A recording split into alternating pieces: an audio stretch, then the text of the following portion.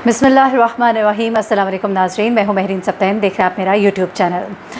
नाज़रीन, ज़हीर और मेहदी अली काज़मी का केस, इस पर अभी रिपोर्टिंग थोड़ी सी मेरी स्लो भी हुई, थोड़ी सी मसरूफियात भी मेरी ज़्यादा थी।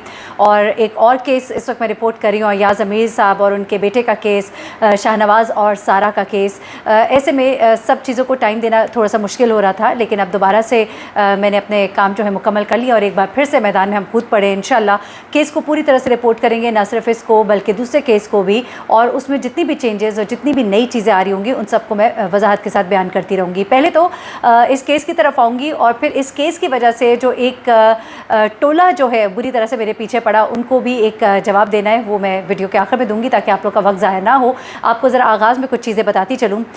इस वक्त सिचुएशन जो है थोड़ी सी डिफरेंट हो गई है। एक चीज़ जो फॉर श्योर है कि ज़हीर की माँ और जो वकील था यानी कि राय खुर्रम, इनका पेश होना ठहर गया है और ये लोग अब पेश होंगे। हो सकता है जब तक मैं वीडियो अपलोड करूं तब तक कोई अच्छी खबर भी आ जाए। लेकिन टीमें जो हैं तश्कील दी गई हैं और टीमों के हवाले से मैं आपको बताऊं कि चाहे इसमें जो लोग भी शामिल हों, लेकिन इनको अब लेकर आना मस्ट हो गया है। अच्छा, दूसरी साइड से भी आपको याद होगा, मैंने आपको कुछ अर्से पहले भी ये बताया था कि उन्हें कहा गया है कि आप लोगों ने रजिस्ट नहीं करना, आप लोगों ने छुपना नहीं है, लेकिन उसके बावजूद भी छुपन छुपाई खेली जा रही है। कभी ज़हीर की वालदा जो है अपने किसी एक रिश्तेदार की तरफ, कभी दूसरे की तरफ चली जाती है और ये भी कहा जा रहा है कि बड़ी परेशान है कि पता नहीं क्या होगा, क्योंकि जाहिर सी बात है जो मामलात अदालत में होते हैं उनके बारे में कुछ नहीं कहा जा सकता कि फ़ैसला क्या है। फ़ैसला कुछ भी आ सकता है, अपनी तदबीर जो है वो पूरी करनी होती है। और इस वक्त तदबीर जो है ज़हीर के वकीलों की काफ़ी स्ट्रॉन्ग दिखाई देती है और जिस तरह से उन्होंने किया जो मामला चालान का, उसमें उनकी चालाकी, उनकी होशियारी बड़ी ही वाज़ेह है। जिस तरह से वकील साहब ने खेलने की कोशिश की थी गुज़िश्ता समात में अदालत के अंदर, उन्होंने कहा कि जी पहले चालान को सुन ले। देखिए, चालान और MLO दोनों को सुना जाना था, लेकिन उनका इंसिस्ट करना चालान के ऊपर क्यों था, इसके ऊपर ज़रा गौर करने की ज़रूरत है। वो क्यों कह रहे थे अदालत में जज साहब को कि जनाब अगर आप मेरे इस पर दलाइल सुन लेंगे तो उसके बाद MLO की दरख्वास्त तो खुद ही खुद टर्न डाउन हो जाएगी।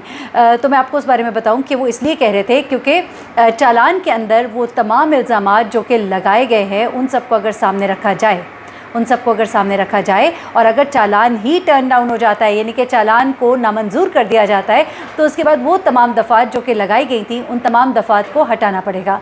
यानी कि उसमें कहा गया बच्ची के साथ ज़्यादती हुई, अगर चालान जो है उसको टर्न डाउन किया जाता है तो फिर MLO वाली बात रह जाती है माज़रत के साथ। उसके बाद अगर दूसरी बात की जाती है, बल्कि मैं आपको एक एक करके पॉइंट बता देती हूँ और उसके बाद फिर आपको बताऊँगी कि इस वक्त ज़हीर की वालदा है किधर और इस वक्त तक जो प्लानिंग की गई है सिंध पुलिस की, जो रॉन्ग इंटेंशंस हैं उसका जो इजहार है वो जिब्रान नासिर भी कर चुके हैं। लेकिन आमिर नियाज़ वडेरा ने बड़ी ज़बरदस्त प्ले करने की कोशिश की, लेकिन जब चालान नामंजूर हुआ उसके साथ ही ये मामलात जो हैं ये रुक गए और ये मामलात जो हैं इनको यहाँ पर समझिए कि एक ब्रेक लग गई, उनकी चालाकी को आप समझिए कि ब्रेक लग गई। अब ज़रा सुनते जाइएगा। उन्होंने चालान पर जब दलाइल देना चाहे तो मसलन चालान के अंदर जो चीज़ें थी जिनको वो अटेंड करना चाह रहे थे, ज़रा गौर से सुनिएगा, ये बड़े ख़ास पॉइंट्स हैं। देखिए, अच्छा खेल रहे हैं वो, मैं कहूँगी बहुत अच्छा खेल रहे हैं। सबसे पहले तो ये चीज़ है कि इस चालान के अंदर ये कहा गया जी 6 मुल्ज़िमान जो है वो मफरूर हैं। अच्छा, अगर आपका चालान टर्न डाउन हो जाता है तो फिर शबीर की वालदा का पकड़ा जाना, राय खुर्रम का पकड़ा जाना, ये सब चीज़ें जो है ये रुक जाती हैं। उसके बाद ये कहा गया कि बच्ची के साथ ज़्यादती हुई तो अगेन MLO वाला मामला भी एट हॉल्ट हो जाएगा, रुक जाएगा, क्योंकि पहले भी इसी वजह से रुका था और अब दोबारा इसी वजह से MLO वाला मामला जो है वो रुक जाएगा। तो ये दो चीज़ें जो हैं ये बड़ी ही इंपॉर्टेंट है। और जिब्रान नासिर साहब के हवाले से एक सवाल ये भी किया जा रहा है कि क्यों नहीं अभी तक चैलेंज किया गया ज़हीर और शबीर की जो बेल है उसको। तो मैं आपको बताऊं कि उसको भी चैलेंज किया जा रहा है, ऐसी बात नहीं है, तमाम चीज़ें सीक्वेंस में चल रही होती हैं। लोग ये सवाल कर रहे थे क्योंकि देखिए, जब तफ्तीशी अफसर को हटाया गया तो ज़हीर शबीर के वकीलों की तरफ से उसको नहीं ऑब्जेक्ट किया गया। जब और शुरू में मामलात हुए चालान के हवाले से, पहले वाले चालान के हवाले से, तब भी नहीं ऑब्जेक्ट किया गया। तो इन्होंने वो अपने मामलात जो हैं वो ख़ुद ख़राब किए, जिसकी वजह से आज इनको मुश्किलात का सामना है। और लोग कह रहे हैं कि वो जो वकील साहब रातों को बैठ के प्रोग्राम करते हैं तो उनकी भी गलतियाँ हैं। उन्होंने अगर इस चीज़ को सही टाइम पर एड्रेस किया होता तो फिर मामलात इस तरह से ना होते। तो ठीक है, ये चीज़ें हो गई। उसके बाद हम ज़रा आगे चलते हैं। मैं आपको 2-4 चीज़ें ज़रा बता दूँ कि हुई क्या थी अदालत में। बेसिकली आपको थोड़ा मैटर्स क्लियर हो जाएंगे और उसके बाद मैं आपको आगे चल के बताऊँगी कि अब इस वक्त होने क्या जा रहा है। वो बड़ी मज़ेदार गेम है, ज़रा आप सुनिएगा ज़रूर। अच्छा, हुआ कुछ इस तरह से जनाब کہ جب وکیل صاحب وہاں پہ پیش ہوتے ہیں وہ کہتے ہیں کہ جی چالان پر میں دلائل دینا چاہتا ہوں. جج صاحب نے کہا کہ ٹھیک ہے. انہوں نے پہلے تو یہ کہا کہ جی اس کی ضرورت ہی نہیں پڑنی, تو پھر جج صاحب نے کہا پھر اس کا مطلب یہ کہ آپ ایم ایل او پر پھر دلائل نہیں دیں گے, یعنی کہ وہ بات پھر ختم سمجھی جائے گی. لیکن پھر اس پہ ذرا خاموشی ہوگی کیونکہ ان کو پتہ ہے کہ ضروری تو نہیں ہے کہ وہ جو دلائل چالان کے اوپر دے رہے ہیں ان کو ایکسیپٹ بھی کیا جائے. اچھا اب ہوتا کیا ہے, انہوں نے دلائل دیے. یہاں پر انہوں نے کہا کہ بچی یہاں سے وہاں گئی, ظہیر کے ساتھ رہنا چاہتی ہے, ٹرائل کو لمبا کرنا ہو تو آپ کو میں بتاؤں یہی حربے استعمال کیے جاتے ہیں. اچھا اس کے بعد جبران ناصر نے پھر ان کو بتایا کہ ان لوگوں نے ایک درخواست دی تھی کہ یہ کیس ختم کیا جائے جو مسترد ہو گئی. ایک اور درخواست دی پروسیکیوٹر کے خلاف توہین عدالت کی جائے. اس پر جج صاحب نے اظہار برہمی کیا کہ کاپی ساتھ نہیں لگائی. اچھا پھر اس کے بعد جبران ناصر نے کہا کہ ان کے پاس ایک ریمیڈی تھی کہ اگر یہ ریلیف لینا چاہتے تو ٹرائل کورٹ میں جاتے, یہ ہائی کورٹ میں کیوں آئے. جس پر جج صاحب نے کہا جی پتہ ہے آپ کیوں نہیں گئے ٹرائل کورٹ میں. جس پر وڈیرا صاحب نے اپنے دلائل جاری رکھے. وقت کافی ہو گیا تھا, ظاہر ہے اور بھی کیس ہوتے ہیں. جس پر جج صاحب نے کہا کہ آپ نے آج کافی دلائل دے دیے, اب صبح پر رکھ لیتے ہیں, پھر اگلے دن جو ہے ایم ایل او اور چالان پر دلائل دیے جائیں گے. تو یہ تمام چیزیں ہوئیں. پھر اس کے بعد اگلے دن کہا گیا کہ جی چالان جو ہے یہ اس کو جو آپ نے درخواست دی ہے اس کو نامنظور کیا جاتا ہے. اور پھر ایک جو رات کو بیٹھتے ہیں محفلیں سجاتے ہیں اور پھر رونا دھونا کرتے ہیں. انہوں نے ساری باتیں کی جو بھی کی. لیکن آپ کو میں ایک بات بتا دوں کہ ایم ایل او جو ہے یہ بہت ہی امپورٹنٹ ہے. ایم ایل او نگلیکٹ نہیں کیا جا سکتا ہے. ایم ایل او کا معاملہ اگر تو جواب ہاں میں آئے چاہے نہ میں آئے, دونوں طرح سے میں آج آپ کو یہ بتا دوں یہ مہدی علی کاظمی کی جیت ہی ہوگی. قانون کو سمجھنے والے اس کو بڑے اچھے سے سمجھ سکتے ہیں. آسان الفاظ میں بتا دوں کہ بچی کے ساتھ زیادتی ہوئی ہے یا نہیں ہوئی ہے. پروو ہو جاتا ہے ہوئی ہے تب بھی یہ پھنستے ہیں, نہیں ہوئی ہے تب بھی یہ پھنستے ہیں کہ بچی کو کیا کہہ کر انہوں نے ساتھ رکھا آج تک کہ اس کی تو شادی ہو گئی ہے. تو اس کا مطلب یہ ہوا کہ آپ کا مقصد بچی کو آگے بیچنے کا تھا.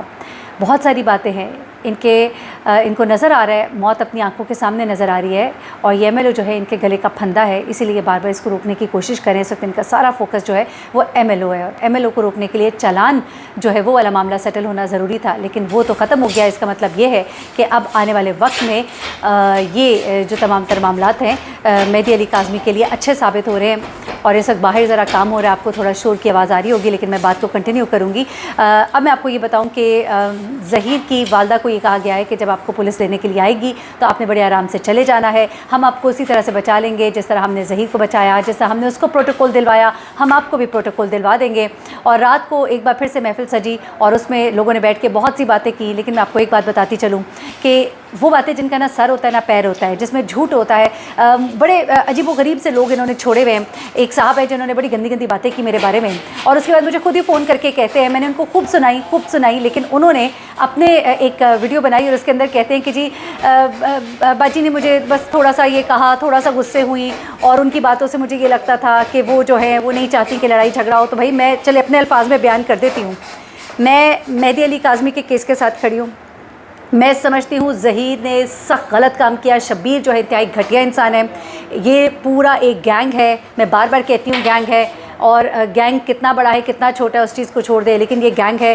منظم طریقے سے انہوں نے یہ کام کیا. شبیر کا مقصد اس بچی کو بیچنا تھا, اور آپ جو راتوں کو بیٹھ کے محفلیں سجاتے ہیں اس کے اندر آپ جھوٹ بولتے ہیں. آپ کہتے ہیں جو ہم جھوٹ بول رہے ہیں اس کو آپ مانیں, ہم نہیں مانتے. بھائی کیوں مانیں؟ آپ کا پوائنٹ آف ویو ہی غلط ہے, آپ کی دلیلیں ہی غلط ہیں, آپ کے شواہد ہی غلط ہیں. میں مانتی نہیں اس چیز کو, تو آپ کس طرح سے کہتے ہیں؟ نہ میں کسی سے صلح کرنا چاہتی ہوں.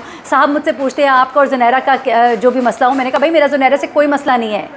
زنیرہ نے غلط بات کی, اس نے کہا کہ میرے اپنے وہ شوہر کے بارے میں جس کو میں اپنے چھوٹے بھائیوں کی عمر کا ہے وہ میرے, اب فوراً سے وہ صاحب کہتے ہیں جی انہوں نے کہا وہ تو میرے بچوں کی طرح ہے. جی میں نے بالکل ایسا نہیں کہا. اگر آپ نے کی ہے تو سنوا دیجئے, پتہ نہیں کوئی سلپ آف ٹنگ ہوا ہے کہ نہیں, مجھے نہیں پتا. پھر ایک عجیب و غریب کے چھوٹے ولاگرز چھوڑ دیے ہوئے جو ویڈیوز عجیب اسٹوپڈ قسم کی بناتے ہیں, اور ان ویڈیوز کے اندر اس قدر واہیات باتیں کرتے ہیں جس کا نہ سر نہ پیر.